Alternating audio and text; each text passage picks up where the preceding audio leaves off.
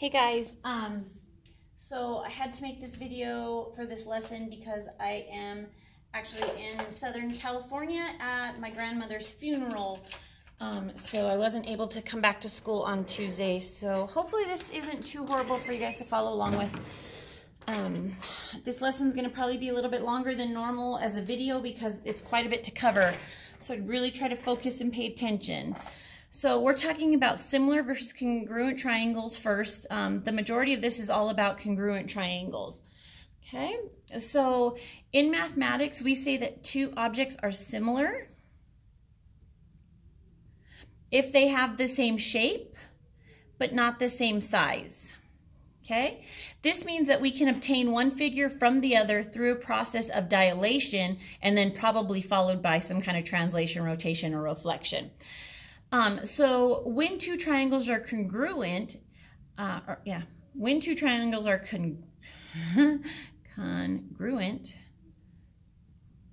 both the size and the shape are the same, meaning they're equal. Okay, we've talked about this already. We talked about it in all of Unit 6, and then we talked about it in 7.1, so this shouldn't be anything new. So this means one triangle can be moved through one or more rigid transformations to coincide with the other triangle. This is what we did in 7A.1. Remember how we practiced it on the computer, and then we did it on paper, and then we did it on the homework. You guys should have just done the homework if you hadn't already done it. So yeah, so this should be very familiar in your brain right now. So two triangles are congruent if all pairs of corresponding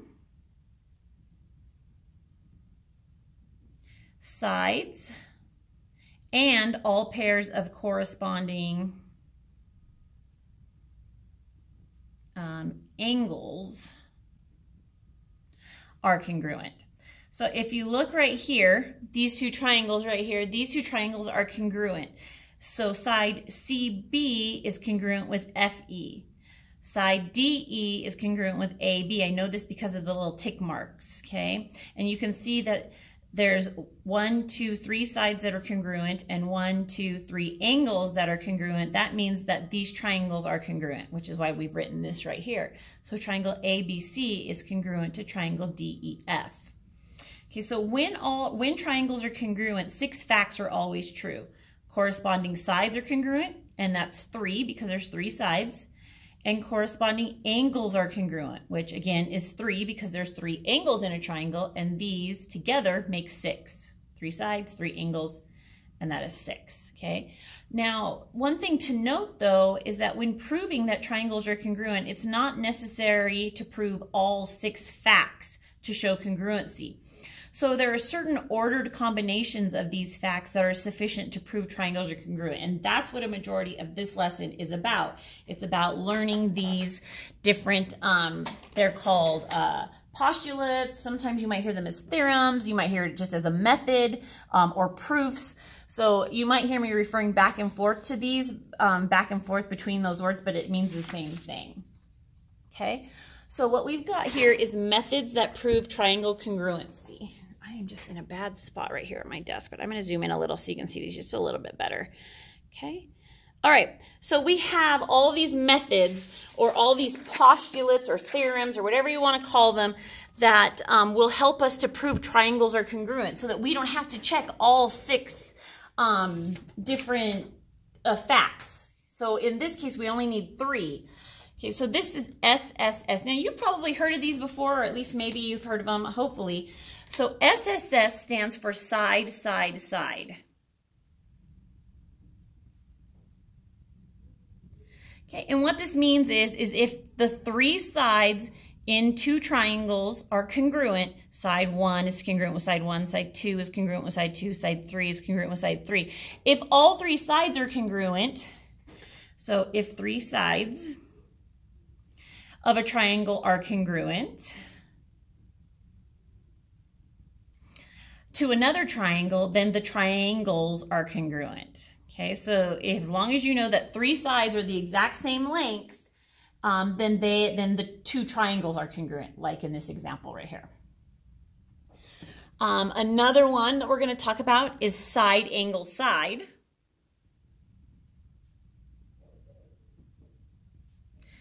And somebody is probably going, well, couldn't we do side-side angle, or couldn't we do angle side-side?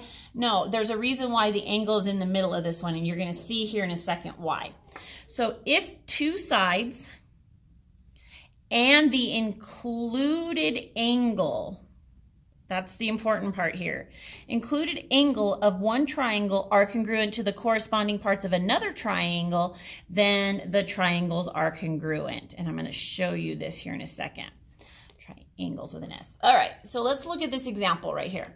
So we've got one side right here that's congruent, and we've got this side right here that's congruent, and you can see that where the two sides meet, where they form an angle, that's the angle. That means the included angle, okay? That's what they mean by it. So where the two sides meet, the angle that they make, if that angle is congruent with the other one, then these two triangles will be congruent.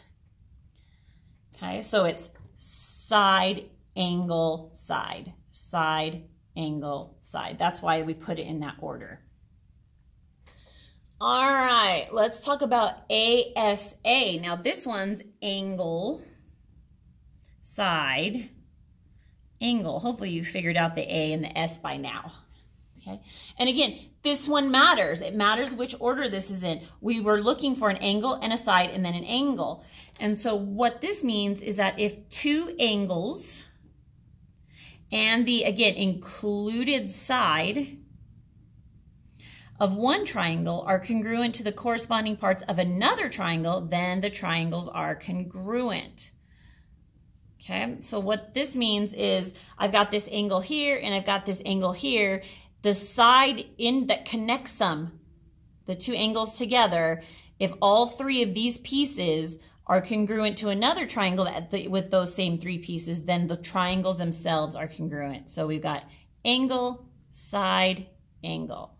Angle, side, angle, okay? Now here's another one that has two angles and a side, but the order is different. And like I said, you really have to pay attention. Order definitely matters here. So this one's angle, angle, side. Or you could say side, angle, angle. That one, you can do the side first and then the two angles, or the two angles and then the side. So if two angles and the non-included side of one triangle are congruent to the corresponding parts of another triangle, the triangles are congruent. So in this example, we're not looking for the side that connects them. We're looking for one of these other sides that's out here. So we've got an angle, and a side that's not in between the two angles. Okay, it could be this one, it could be this one. Now I know that this is like the exact same thing as this, but when we write which postulate we're using, we need to make sure we're either stating that it's the side that's included or the side that's not included. And that's why we make a distinction between these two. Okay, so this one's angle, angle, side, or like I said, you could do side, angle, angle. Okay, these are the ones that you'll see most of the time. There is this other one right here, which is called the HL postulate, which is the hypotenuse leg. Hypotenuse leg. Okay, now remember, a hypotenuse is that diagonal that's across from a right angle. Okay, that's called the hypotenuse. When we're using the Pythagorean theorem, we've got that a squared plus b squared equals c squared. This is my c squared, or my c, okay? So if the hypotenuse and leg of one right angle,